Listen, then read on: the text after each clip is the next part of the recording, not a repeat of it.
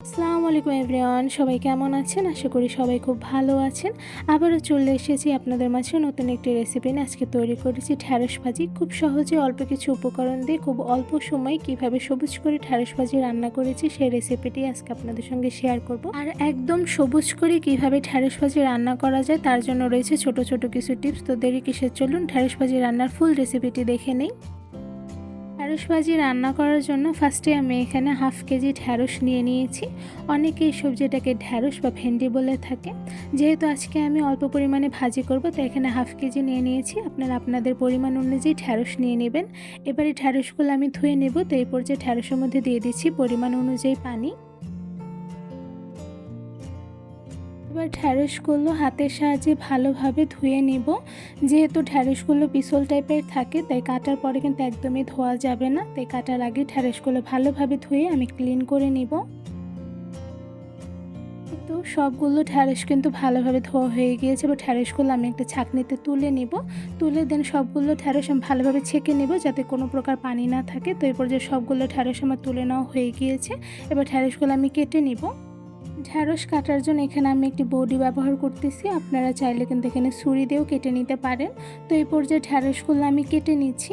ঢ্যাঁড়সগুলো কাটার সময় একদম মোটা করেও কাটতে হবে না, আর একদম পাতলা করেও কাটা লাগবে না। একদম মিডিয়াম সাইজ করে ঢ্যাঁড়সগুলো কেটে নিলে কিন্তু খুব সহজেই ঢ্যাঁড়সগুলো রান্না করার সময় সেদ্ধ হয়ে যাবে। তো এই পর্যায়ে সেম প্রসেসে আমি সবগুলো ঢ্যাঁড়স সেমভাবে কেটে নিব। এই তো সবগুলো ঢ্যাঁড়স কিন্তু সেমভাবে আমি কেটে নিয়েছি। একটু দেখা যাক আসলে কীভাবে কেটে নিয়েছি।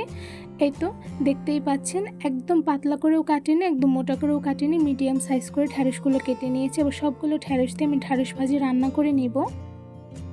এবার ঢ্যাঁড়স ভাজি করার জন্য কড়াইতে দিয়ে দিচ্ছি পরিমাণ অনুযায়ী তেল। তেলটা গরম হয়ে গিয়েছে। এ পর্যায়ে দিয়ে দিচ্ছি 1 কাপ পেঁয়াজ কুচি, সাথে দিয়ে দিচ্ছি কাঁচামরিচ। এখানে 6-7টার মতন কাঁচামরিচ দিয়ে দিয়েছি।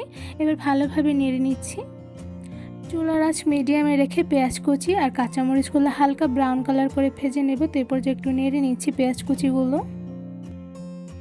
কিছুক্ষণ পেঁয়াজগুলো ভাজার পরে দেখতেই পাচ্ছেন হালকা ব্রাউন কালার চলে এসেছে। এ পর্যায়ে কেটে রাখা সবগুলো ঢ্যাঁড়স দিয়ে দিচ্ছি। সাথে দিয়ে দিচ্ছি 1 টেবিল চামচ লবণ, আর দিয়ে দিচ্ছি 1 টেবিল চামচ হলুদের গুঁড়া।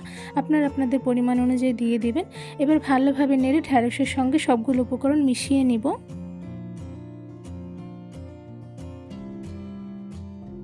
এই তো ঢ্যাঁড়সের সঙ্গে সবগুলো উপকরণ ভালোভাবে নেড়ে মেশানো হয়ে গিয়েছে। এবার চুলার আঁচ মিডিয়ামে রেখে আমি ঢ্যাঁড়স ভাজি করে নেব। আর ঢ্যাঁড়সগুলো যেহেতু একটু পিছল টাইপের হয়ে থাকে, তাই ঢ্যাঁড়স ভাজি করার সময় কিছুক্ষণ পরপরই নেড়ে নিতে হবে, নয়তোবা নিচে কিন্তু লেগে যেতে পারে। তো এই পর্যায়ে আমি আবার একটু ঢ্যাঁড়সগুলো নেড়ে নিচ্ছি। ঢ্যাঁড়স ভাজি একদম সবুজ করে রান্না করার জন্য কিন্তু ছোট ছোট কিছু টিপস রয়েছে, চলুন তা আজকে আপনাদের সঙ্গে শেয়ার করি। ঢ্যাঁড়স ভাজি সবুজ করে রান্না করার জন্য ঢ্যাঁড়সগুলো যখন ধুয়ে নেবেন, ঠিক সেই সময় পানিগুলো ভালোভাবে ছেঁকে নেবেন, নয়তোবা কাটার সময় ঢ্যাঁড়সের মধ্যে পানিগুলো থেকে যাবে। আর রান্না করার সময় পানি থাকলে রান্না করতে একটু সময় লাগবে, সেই ক্ষেত্রে কিন্তু ঢ্যাঁড়সগুলো লাল হয়ে যেতে পারে। আর সেকেন্ড টিপস হচ্ছে, ঢ্যাঁড়স ভাজি করার সময় চুলার আঁচ একদম মিডিয়ামে রেখে ভাজিটা করে নিতে হবে। যেহেতু ঢ্যাঁড়সগুলো একটু পিছল টাইপের থাকে, সেই ক্ষেত্রে চুলার আঁচ হাই হিটে থাকলে ঢ্যাঁড়সগুলো পুড়ে যেতে পারে, আর পুড়ে গেলে কিন্তু লাল হয়ে যাবে। আর লাস্ট টিপস হচ্ছে, ঢ্যাঁড়স ভাজি করার সময় কিছুক্ষণ পরপরই নেড়ে নিতে হবে। যেহেতু ঢ্যাঁড়সগুলো একটু পিছল টাইপের থাকে, তাই কিছুক্ষণ পরপর না নাড়লে লেগে গিয়ে কিন্তু লাল হয়ে যেতে পারে। আমার এই ছোট ছোট টিপস ফলো করলে কিন্তু অনায়াসে আপনারা খুব সবুজ করে ঢ্যাঁড়স ভাজি রান্না করে নিতে পারবেন। আর এদিকে কিন্তু আমার ঢ্যাঁড়স ভাজিগুলো প্রপারভাবে রান্না হয়ে গিয়েছে। ঢ্যাঁড়স ভাজি রান্না করার সময় যখন দেখবেন ঢ্যাঁড়স থেকে বিজল ভাবটা কেটে গিয়েছে, তখনই বুঝতে পারবেন যে ঢ্যাঁড়স ভাজিগুলো প্রপারভাবে রান্না হয়ে গিয়েছে। আর এই সবগুলো ঢ্যাঁড়স ভাজি আমি একটি বাটিতে বেড়ে নিব। এই তো খুব সহজেই অল্প কিছু সময় নিয়ে তৈরি করে ফেলেছি একদম সবুজ করে ঢ্যাঁড়স ভাজি। ঢ্যাঁড়স ভাজি রান্না করা যেমন সহজ, খেতেও কিন্তু অসাধারণ মজাদার হয়ে থাকে।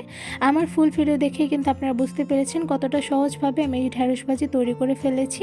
ঢ্যাঁড়স ভাজি রান্না করার সময় আমার ছোট ছোট কিছু টিপস ফলো করলে কিন্তু আপনারা খুব সবুজ করে ঢ্যাঁড়স ভাজি রান্না করে ফেলতে পারবেন। ঢ্যাঁড়স ভাজি রান্নার রেসিপিটি কেমন লেগেছে অবশ্যই কমেন্ট করে জানাবেন। রেসিপিটি ভালো লেগে থাকলে আমার চ্যানেলটি সাবস্ক্রাইব করে ভিডিওতে বেশি বেশি লাইক কমেন্ট শেয়ার করে আমার পাশেই থাকবেন।